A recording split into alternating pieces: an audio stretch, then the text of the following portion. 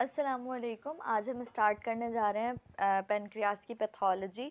अब पहले इसकी नॉर्मल जो एनाटमी है उसको पहले डिस्कस कर लेते हैं। बेसिकली पेनक्रियास जो है, द वर्ड मीन्स, इस वर्ड का मतलब होता है ऑल फ्लैश, और ये हमारे पास लोब्यूलेटेड रेट्रोपेरिटोनियल ऑर्गन है जो कि एक्सटेंड कर रहा होता है from C loop of duodenum से लेकर हाइलम ऑफ स्प्लीन तक। तो ड्यूडेनम प्रेजेंट होता है, वहाँ से ये पेनक्रियास जा रहा होता है जो कि हाइलम ऑफ स्प्लीन तक जा रहा होता है। तो इस तरीके से ये होता है कि स्प्लीन और ड्यूडेनम के बीच में होता है। अब बेसिकली ये कंसिस्ट कर रहा होता है दो पार्ट्स को। इसकी फंक्शन की बेसिस पे हमने इसे दो पार्ट्स में डिवाइड किया है। वो दो पार्ट्स कौन कौन से? एक है एक्सोक्राइन पार्ट और एक है एंडोक्राइन पार्ट। जो एक्सोक्राइन पार्ट है ये ऑलमोस्ट 98% जो होता है वो एक्सोक्राइन पार्ट होता है, और एंडोक्राइन इज ओनली अबाउट 2%। अच्छा, पहले मैं एंडोक्राइन को पहले बता देती हूँ, फिर एक्सोक्राइन से करते हैं। अब एंडोक्राइन पार्ट जो होता है ये हमारे पास कंसिस्ट कर रहा होता है, कंपोज्ड हुआ होता है of 1 to 2 million of cell clusters। इनके सेल्स को क्या कहते हैं? Islets of Langerhans. अब इनका फंक्शन क्या होता है कि ये सिक्रीट कर रहे होते हैं हार्मोन्स। एंडोक्राइन है ना, तो हार्मोन सिक्रीट करेंगे, इंसुलिन, ग्लूकागॉन एंड सोमैटोस्टेटिन। और अगर इनका डिसऑर्डर हो, एंडोक्राइन पार्ट का डिसऑर्डर हो, तो that will include diabetic mellitus. अब हमारा कंसर्न एंडोक्राइन पार्ट से ज़्यादा एक्सोक्राइन पार्ट से, क्योंकि जो डाइजेस्टिव सिस्टम को जो पार्ट इन्वॉल्व कर रहा होता है दैट इज़ एक्सोक्राइन पार्ट। तो अब हम इसको पढ़ेंगे डिटेल में। सबसे पहले एक्सोक्राइन पार्ट 98% को कंसिस्ट कर रहा होता है। अब उसमें हमारे पास तीन तरीके के पार्ट्स हैं एक्सोक्राइन के। एक है उसमें एसिनार सेल्स, एक है डक्ट्यूल्स और एक है डक्ट्स। अब ये जो एसिनार सेल्स होते हैं ये रिस्पॉन्सिबल हैं for the synthesis of digestive enzyme. अब ये डाइजेस्टिव एंजाइम सिंथेसाइज कर रहे होते हैं, मगर ये जो डाइजेस्टिव एंजाइम होते हैं these are zymogen granules. Zymogen granules का क्या मतलब है कि these are in inactive form.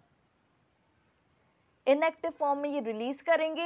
ये जो फिर हमारे पास इनएक्टिव होते हैं ये हमारे पास पेनक्रियाटिक जूस में जाएंगे और फिर ये हमारे पास ड्यूडेनम में हो जाते हैं और ड्यूडेनम में जाके एक्टिवेट हो रहे होते हैं। तो ये इनएक्टिव कहाँ जाते हैं? इनटू द ड्यूडेनम, और वहाँ पे इनकी एक्टिवेशन होती है। अब सेकेंड बात करते हैं डक्ट्यूल्स की। सबसे पहले तो डक्ट्यूल और डक्ट का डिफरेंस आपको पता होना चाहिए।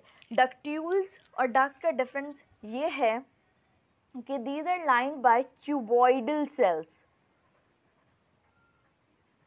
जबकि ducts जो होती हैं these are lined by columnar cells। ठीक है, ये पहला।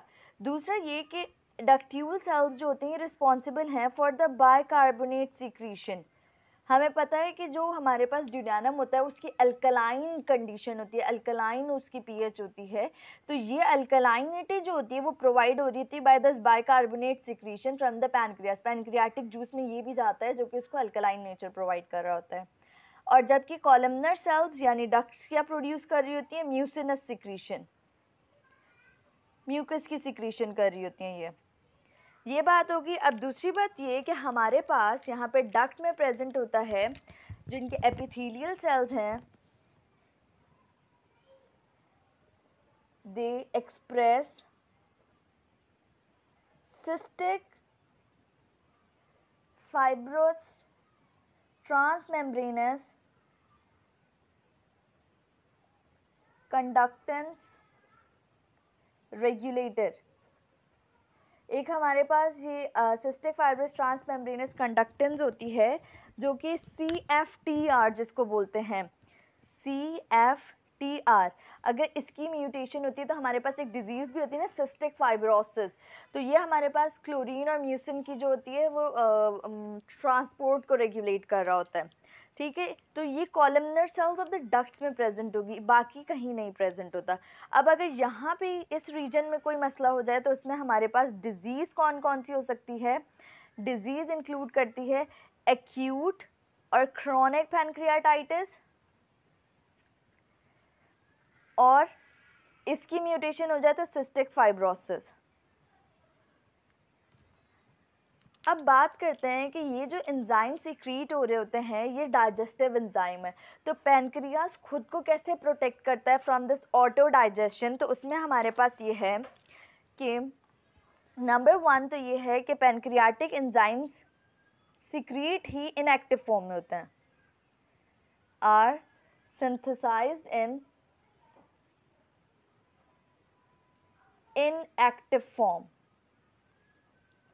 पहली बात तो ये, और अगर इनकी एक्टिवेशन होती भी है तो वो कैसे होती है कि conversion of trypsinogen into trypsin by enterokinase, या इसका दूसरा नाम होता है enteropeptide, that is found in duodenum. तो जब तक ये ड्यूडेनम में नहीं जाएंगे ये एक्टिव नहीं होते। अब ये इनकी एक्टिवेशन के लिए नीड है जो कि हमारे पास पैनक्रियास के पास नहीं होता, और इसीलिए ये पैनक्रियास में एक्टिव नहीं होते। अच्छा, अब एक और प्रिवेंटिव मेजर ये है कि जो हमारे पास ट्रिप्सिन इनहिबिटर सिक्रीट हो रहा होता है बाय एसिनार एंड डक्ट्यूल सेल्स। अब ये ट्रिप्सिन इनहिबिटर्स कौन कौन से होते हैं? ये है हमारे पास ट्रिप्सिन इनहिबिटर SPINKI, जिसका दूसरा नाम है पैनक्रियाटिक सिक्रीटरी ट्रिप्सिन इनहिबिटर। ये हमारे पास पैनक्रियाज में सिक्रीट हो रहा था जो कि ट्रिप्सिन की एक्टिवेशन को प्रिवेंट कर रहा होगा, इनहिबिट कर रहा होगा। नेक्स्ट ये है कि ट्रिप्सिन जो होता है वो खुद भी नेगेटिव फीडबैक सिस्टम के ज़रिए